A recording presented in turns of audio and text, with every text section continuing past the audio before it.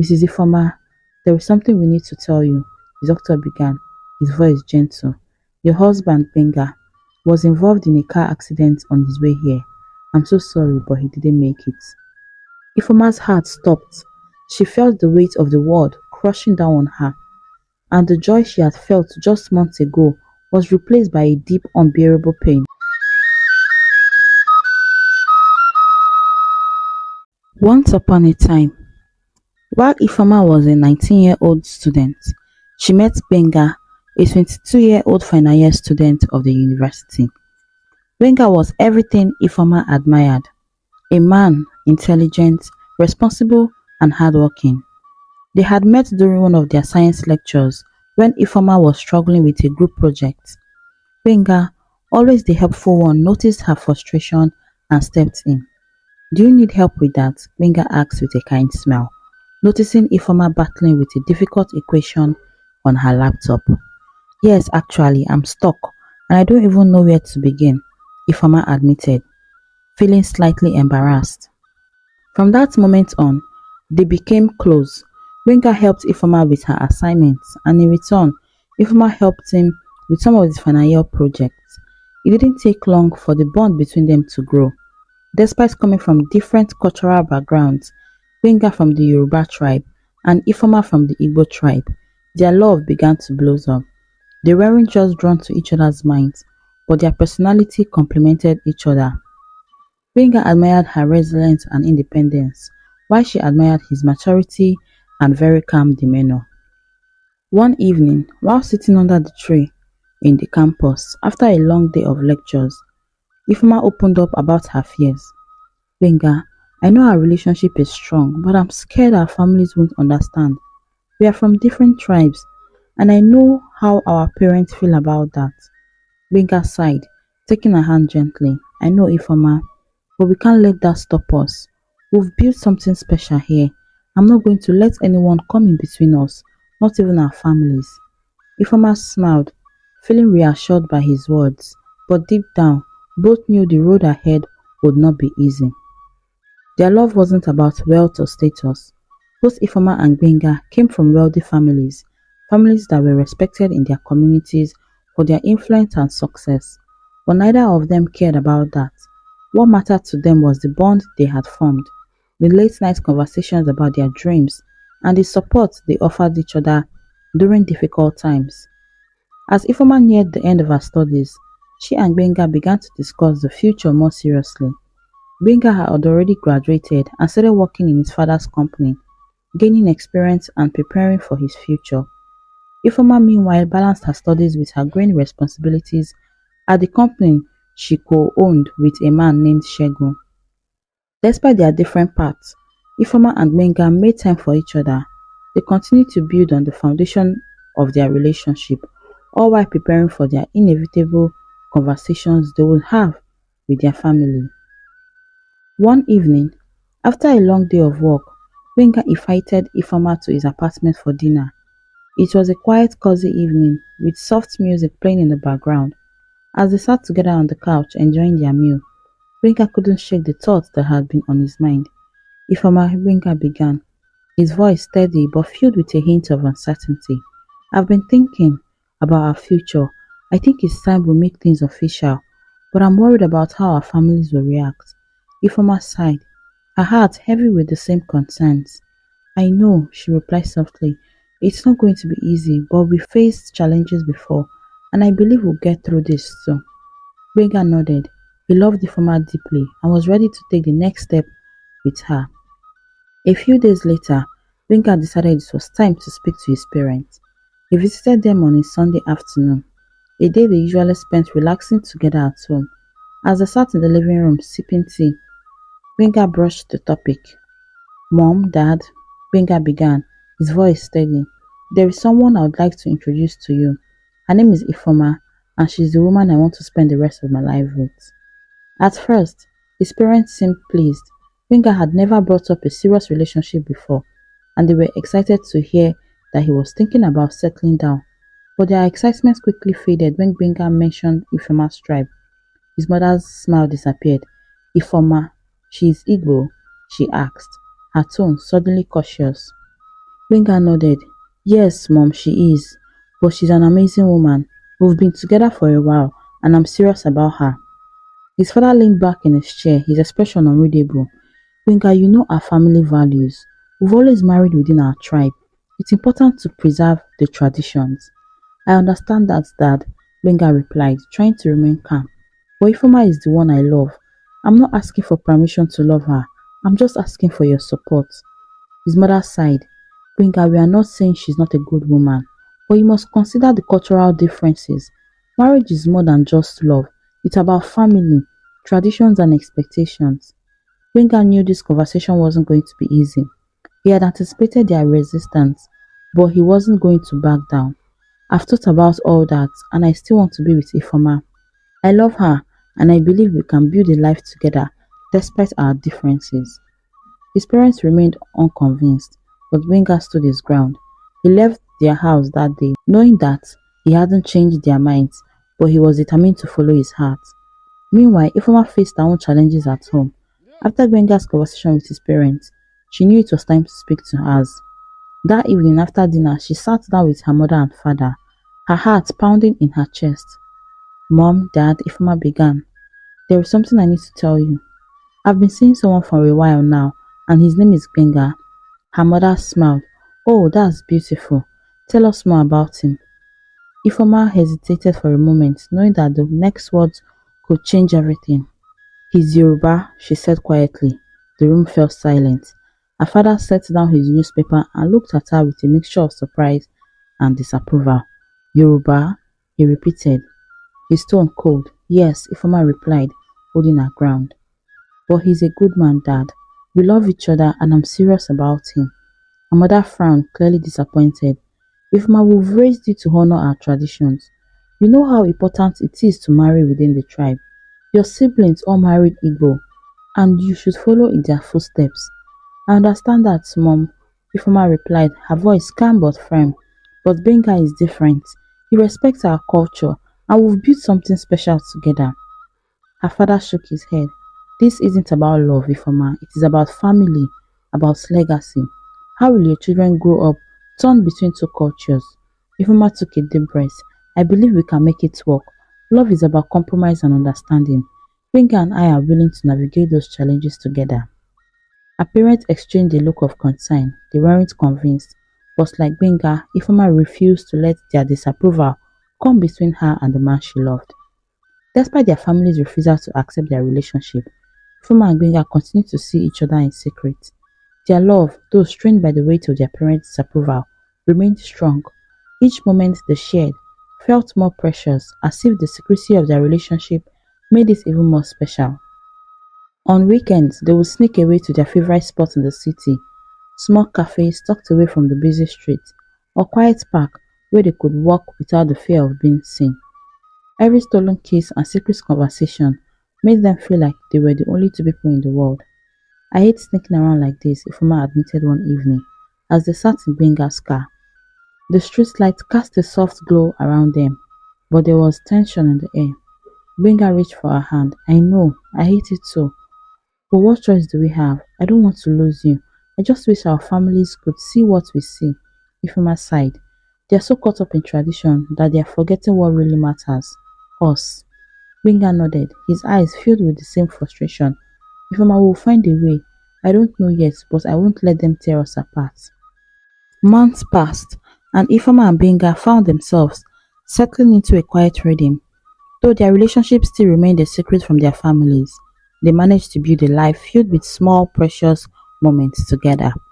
They continued to see each other, stealing moments during busy days, and meeting up wherever they could. But beneath the surface, Ifeoma could feel the weight of their situation growing heavier. One morning, after waking up feeling very fatigued and nauseous, Ifeoma decided to take a pregnancy test. Her heart pounding with nervousness.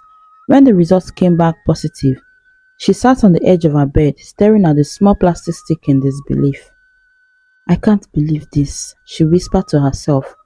The world around her seemed to close in, and a whirlwind of thought flooded her mind. How could she tell Gbenga? What would her parents say? Would this be the final blow that tore their families apart? Later that day, Ifeoma invited her best friend, Sarah, over to her apartment. Sarah had always been the one person she could confide in when things got tough. As soon as Sarah arrived, Ifeoma pulled her into the living room and sat down. "I have something to tell you," Ifeoma said, her voice barely above a whisper. Sarah's brow furrowed with concern. "What's going on, Ifeoma? You look like you've seen a ghost."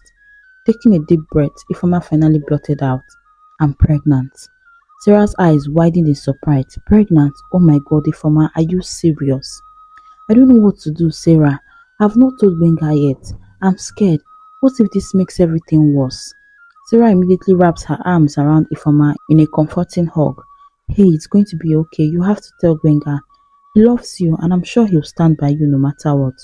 But what about our families? They already hate that we are together. This is going to make things so much worse."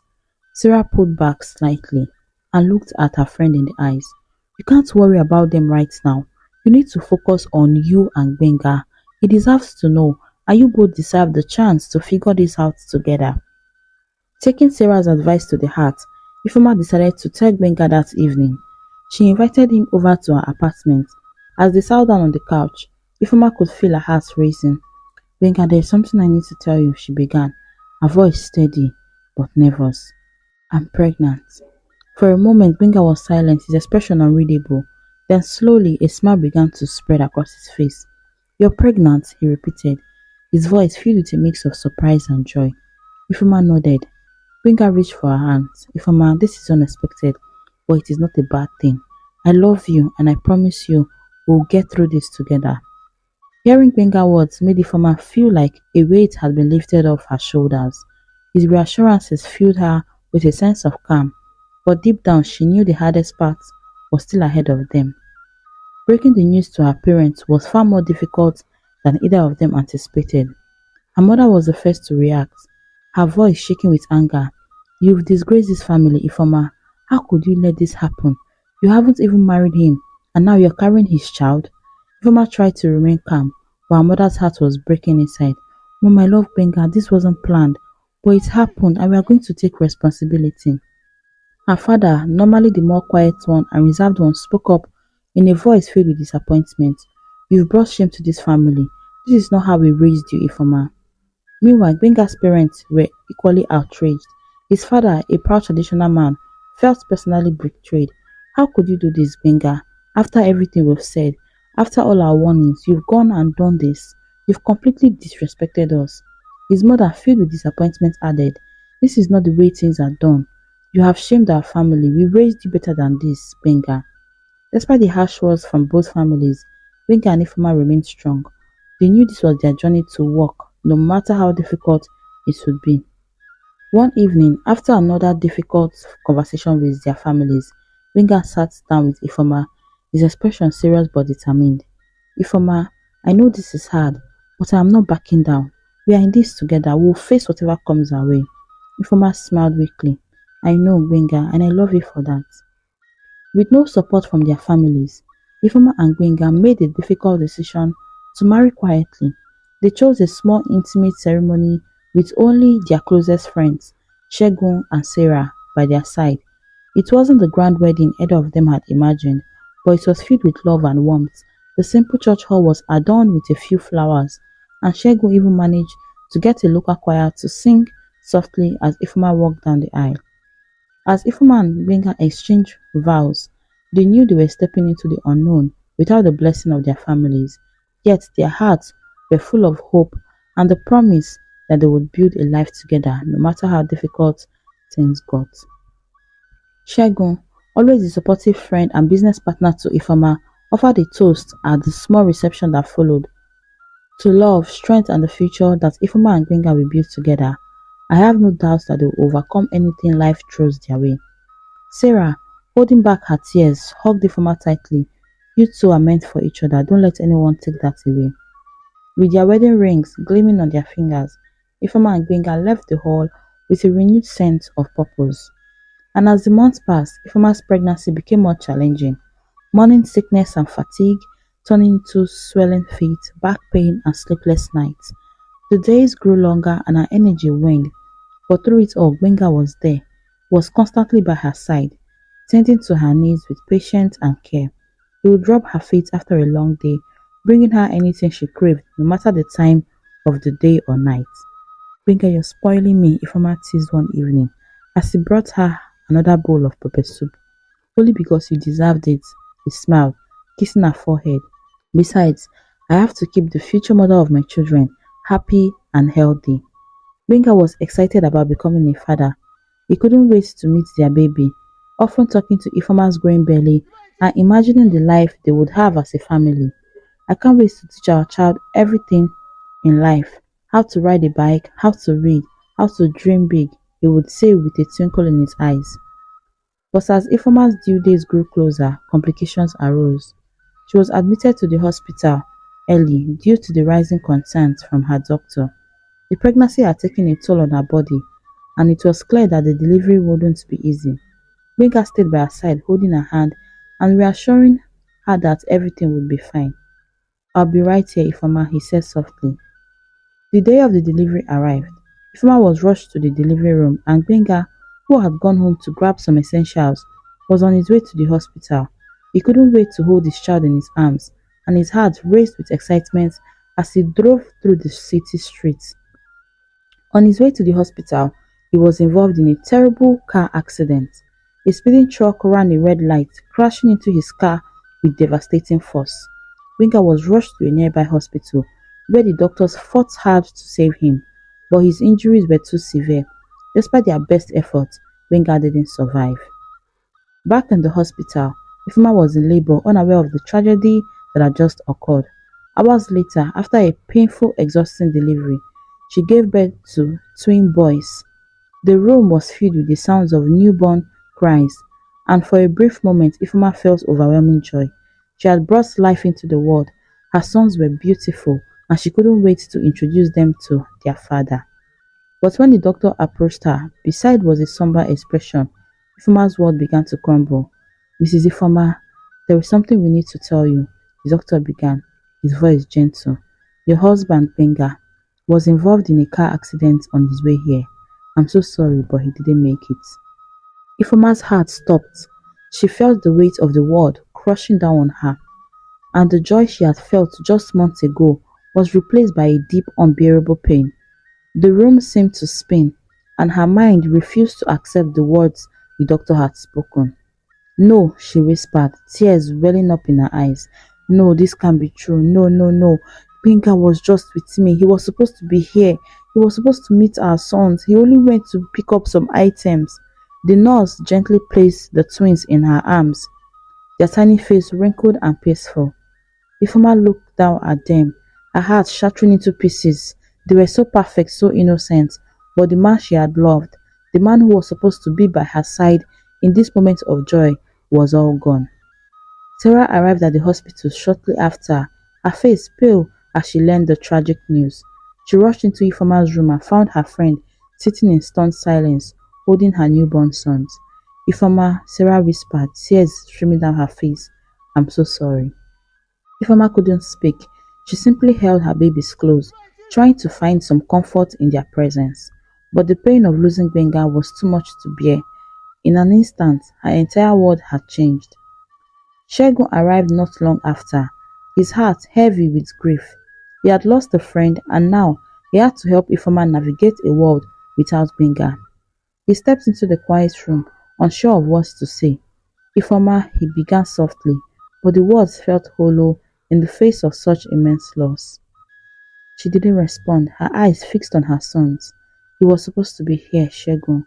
He was supposed to meet them, she finally whispered. Segun sat beside her. I know, Ifeoma. Gbenga loved you so much. He would have been so proud. But the days following Gbenga's death were a blur of grief and sorrow. Ifeoma buried her husband, feeling as though a part of her had been buried with him. She was left to raise her sons, which she had named Kelvin and Melvin, on her own. And though the love of her sons gave her strength, the weight of her loss never left her.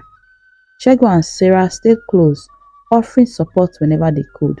They helped with the twins, making sure that Ifeoma had time to grieve while still caring for her children.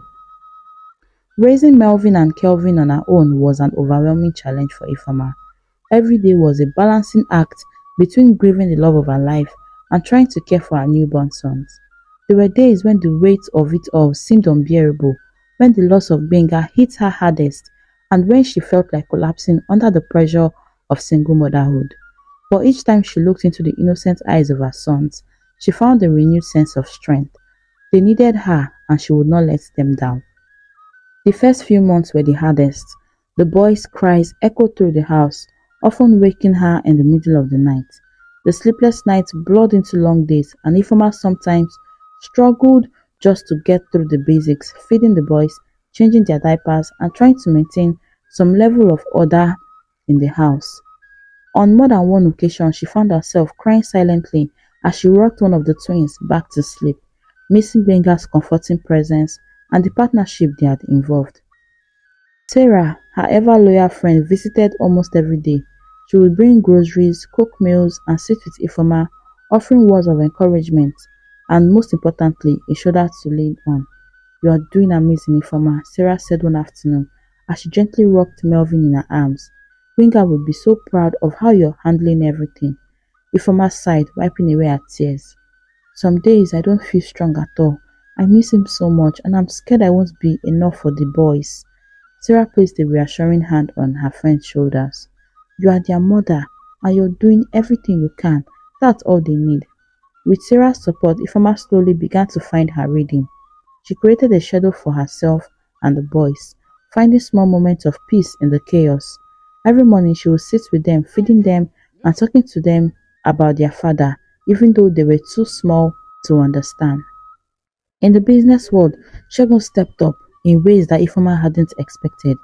He took on the brunt of the work, managing meetings, client relations, and decision making so that Ifeoma could focus on her family.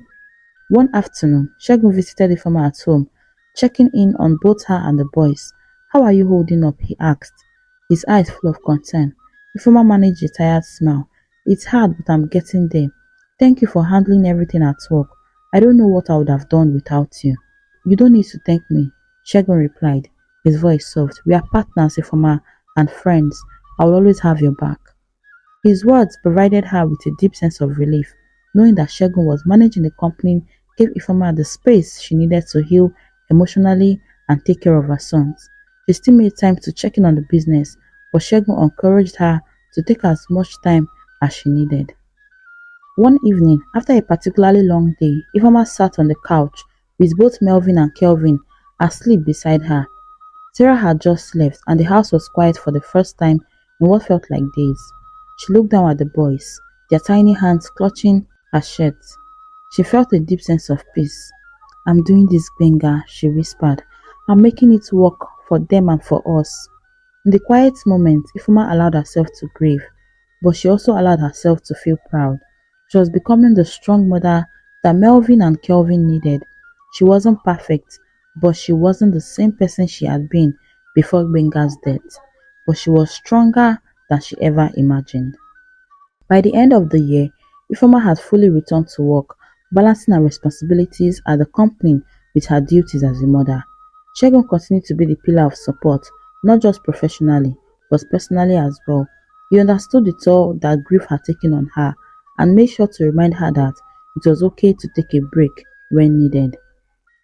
As the years passed, Melvin and Kelvin grew into lively, curious boys, each day bringing new adventures and challenges.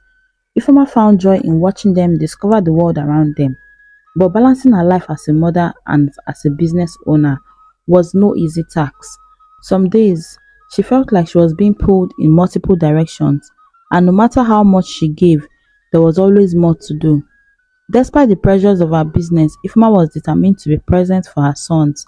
She knew how important it was for them to feel her love and attention, especially in the absence of their father. At work, Ifeoma continued to handle her responsibilities with poise, thanks in large parts to Segun, who had become more than just a business partner. He was her rock. He often stepped in when she needed to take time off for the boys, ensuring the company ran smoothly. But no matter how organized Ifeoma tried to be, there was always unexpected moments that threw her off balance. One day, as she was preparing for an important meeting, she received a call from the boys' school. Kelvin had fallen during recess and needed stitches for a cut on his knee. Without a second thought, Ifeoma called Segun I'm so sorry, Shegun. I won't be able to make the meeting. Kelvin got hurt at school and I need to pick him up as soon as possible. Don't worry about it, Ifoma, Shegun replied calmly. I will handle everything in the meeting and we can go over everything later. Take care of Kelvin. Ifoma quickly left the office and rushed to the school. When she arrived, Kelvin was sitting with an ice pack on his knee, tears in his eyes. Melvin sat next to him, holding his brother's hand, trying to comfort him. Mommy, Kevin called out as soon as he saw her, his small face lighting up despite the pain. Ifuma crouched down and gently examined his knee. Don't worry, my love, we're going to the hospital. They'll fix you right up, she said soothingly as she wiped his tears. After a quick visit to the hospital and a few stitches, Ifoma brought the boys home. They had dinner together and later that evening, she tucked them into bed. She told them a story about their father, Benga. You know, Ifoma began, her voice soft. Your daddy was so excited to meet the both of you. He used to talk about how you two would be the smartest boys in the world. Melvin and Kelvin listened with wide eyes, soaking in every word. They loved hearing stories about their dad, even though they had never met him.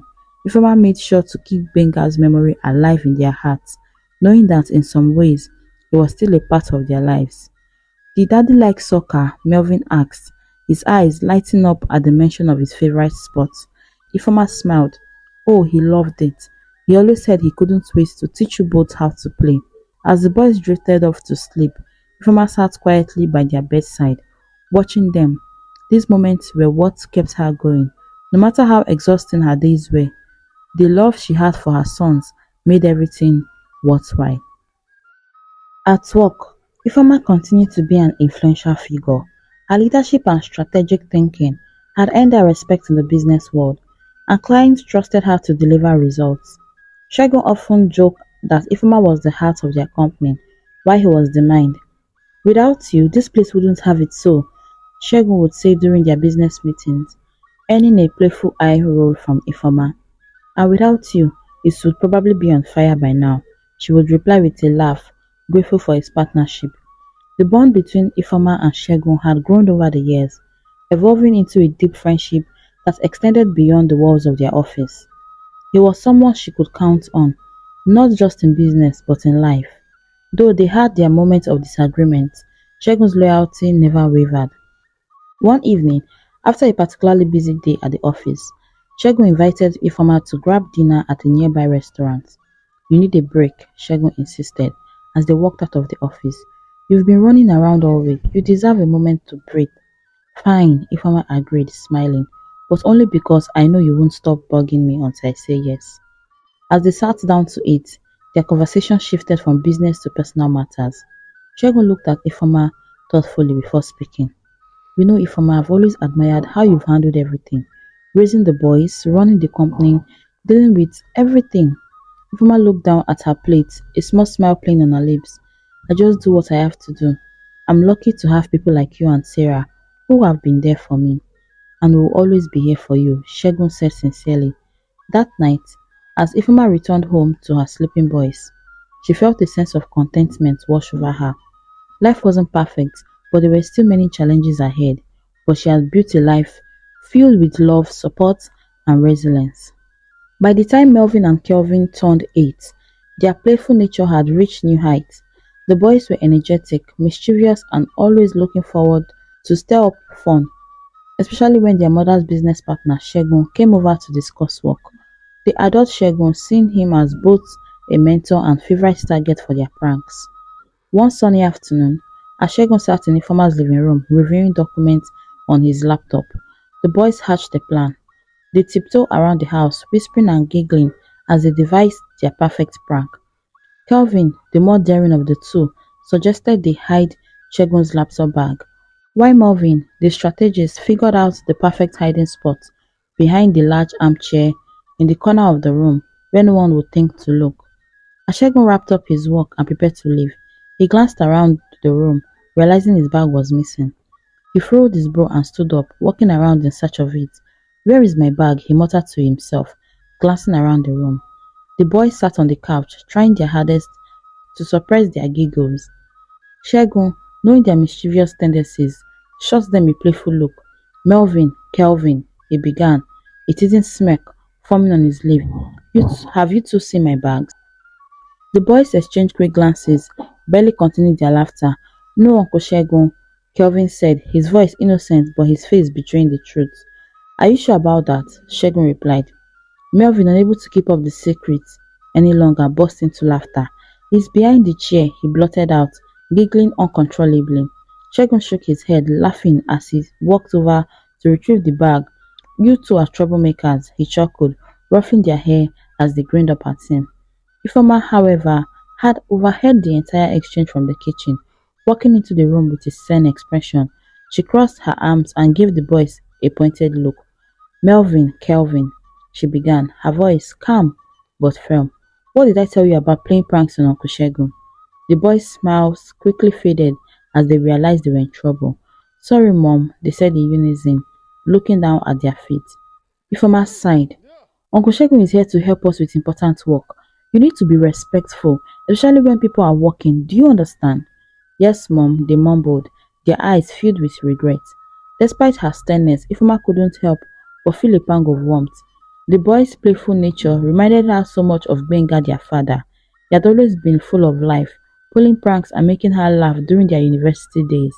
Seeing that same spirit alive in her sons made her heart swell, even if it came with occasional headaches. After the boys apologized, Shegun waved it off with a laugh. Don't worry, Foma. These little rascals keep me on my toes, he joked, sitting back down and continuing with his work. Later that evening, as the house grew quiet, Foma sat the boys down in their room. Melvin and Kevin looked up with sleepy eyes, clearly still feeling guilty about their prank. Mom, Melvin began, his voice soft. We didn't mean to make you upset. We just wanted to have some fun. Foma smiled gently. I know, my loves, she said, but there is time for fun and there is time to be serious.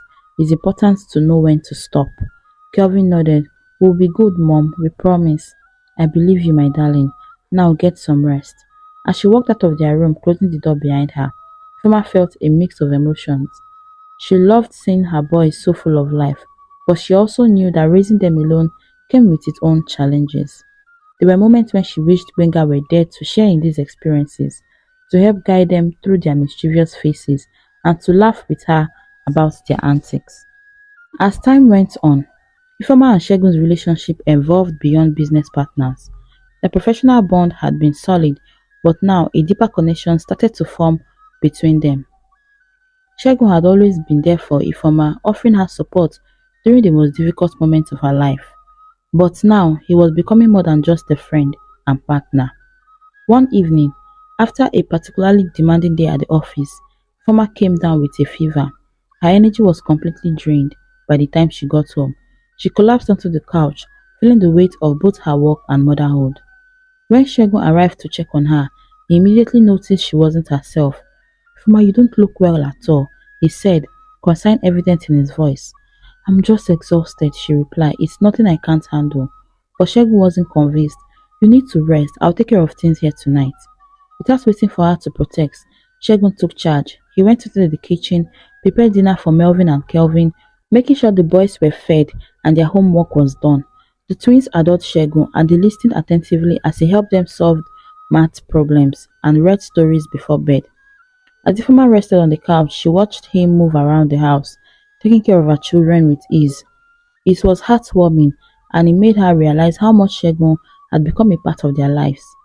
Later, after the boys were asleep, Shegun sat next to Ifeoma with a glass of water and a warm smile. Ifeoma, you don't always have to be so strong. You've done so much already, but you need to take care of yourself too, he said softly. Ifeoma sighed, leaning back into the couch cushions. I don't know what I would have done without you, Shegun, she admitted, her voice barely above a whisper. You don't have to do it alone. I'll always be here for you and the boys. The weight of his words settled in Ifeoma's heart. Shegun wasn't just saying these things to be kind, he truly meant them. His presence had become a source of comfort and a security in her life, something she hadn't allowed herself to fully acknowledge before.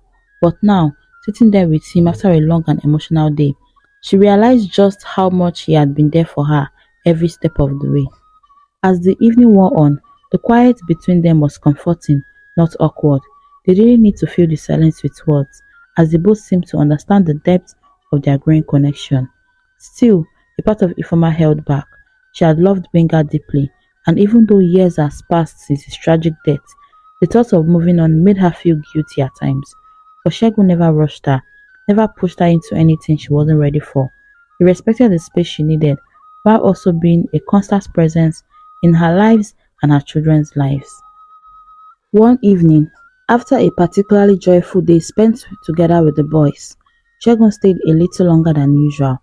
They had spent the afternoon at the park, playing football with Melvin and Kelvin, and by the time they returned home, the twins were exhausted and ready for bed. After tucking the boys in, Ifoma and Shegun sat in the living room, sipping tea and talking about the day. There was a warmth in the room, a sense of peace that had settled over them. Ifema could feel the emotions bubbling beneath the surface, but she wasn't sure if she was ready to address them just yet. You've been amazing with the boys, Ifema said. They adore you, you know. Shegun smiled. They are great kids, Ifema. You've done an incredible job raising them. I'm just glad I can be part of their lives. There was something about the way he said it that made Ifoma's heart swell.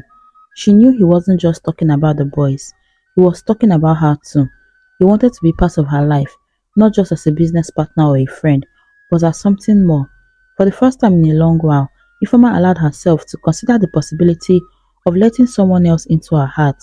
She wasn't replacing Benga, no one could ever do that, but maybe, just maybe, she could find love again with someone who had been by her side all along. As the night grew later, Shegun stood up to leave. I should go, he said softly, though there was a hint of reluctance in his voice. Ifoma hesitated for a moment, then spoke. Stay a little longer, Shegun. Their eyes met, and in that quiet moment, something shifted between them. The walls Ifoma had built around her heart began to crumble, just a little. Shegun nodded, sitting back down beside her. They didn't need to say anything more. They both understood that whatever this was between them, it was real and it was growing. One afternoon, as Ifoma and Shegun sat in the living room, discussing business plans, and the boys played nearby, Melvin and Kelvin exchanged glances. A mischievous spark passed between them, and they decided to take matters into their own hands. They sneaked up behind the door and with a giggle quickly locked it from outside while trapping Ifoma and Shegun inside. Mom, we need to talk to Uncle Shegun, Melvin called out, his voice filled with playful excitement. From the other side of the door, Ifoma and Shegun could hear the boys giggling as they ran off. Ifoma let out a small laugh, shaking her head. Those boys are getting too smart for their own good, she said. Shegun chuckled. I think they've been plotting this for a while. Left with no choice, Ifoma and Shegun found themselves sitting together in the quiet of the living room. The playful interruption from the boys had created an opening, an unplanned but necessary moment for an honest conversation. Taking a deep breath, Shegun looked at Ifoma and spoke from his heart. Ifoma, there's something I've wanted to tell you for a long time. I've fallen for you, deeply. I've admired your strength, your dedication to the boys, and everything you've built. But I don't want to rush you or make you feel pressured. Ifoma's heart raced. She had suspected these feelings, but hearing him say it out stirred emotions she had been trying to suppress. She looked up at Shegun, her voice steady but calm. Shegun, I care deeply for you too. I have for a long time, but I'm scared. I've loved and lost before. I don't know if I'm ready to open my heart again. Shegun took her hand gently, his eyes filled with understanding. I know, Ifoma. I understand your fears, but you don't have to be afraid with me. I'm here and I'll wait for as long as it takes. You're not alone. The warmth in his words touched Ifoma in a way she hadn't expected. She had been carrying her grief for so long, afraid to let anyone in, but with Shegun, it felt different, safe. She could see that he wasn't just offering her love, he was offering her stability, patience, and a future. As they sat there hand in hand, a quiet understanding passed between them. This wasn't just about romance, it was about partnership, family, and the possibility of a new beginning. Moments later, the door creaked open, and the boy peeked inside with a wide grin. Is it safe to come in now? Kevin asked, his face glowing with excitement.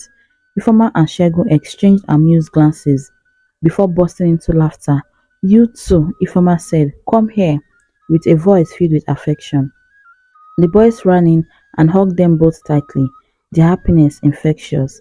They had always liked Shegun, and now They were overjoyed at the thought of him becoming an even bigger part of their lives. As the day passed, Ifeoma and Segun's relationship deepened. It wasn't rushed or forced, but rather a natural progression of two people who had supported each other through thick and thin. Segun continued to be a father figure to Melvin and Kelvin, and the boys adored him. Together, they formed a loving blended family, filled with joy, laughter, and the memories of those they had lost. Ifeoma still held her memories of Gbenga close to her heart, but she realized that opening herself to new love didn't mean forgetting the past. It meant embracing the present and the future with all its beautiful possibilities. With Segun by her side, she felt stronger than ever. She had built a successful company, raised two wonderful sons, and now she was opening herself to love again. Life was full of twists and turns, but through it all, she had found her way to her happiness. And so, with love and determination, Ifeoma, Segun and the boys created a home filled with laughter, warmth and the promise of brighter days ahead. Their new chapter had just begun, and it was one filled with love, growth and the joy of second chances. The lessons of the story is that love, perseverance and willingness to open one's heart to new beginnings are key to overcoming life challenges. Even in the face of loss and difficult circumstances, it is important to remain strong, lean on those who support us, and embrace the possibilities of healing and happiness. True love and partnerships are built on trust, patience, and understanding, and the power of family and friendship can help us rebuild and thrive no matter the obstacles. Thank you so much for watching this fantastic story on African Stories by Tiana. Please don't forget to like, comment, share, subscribe, and turn on the notification bell for more amazing stories. See you next time.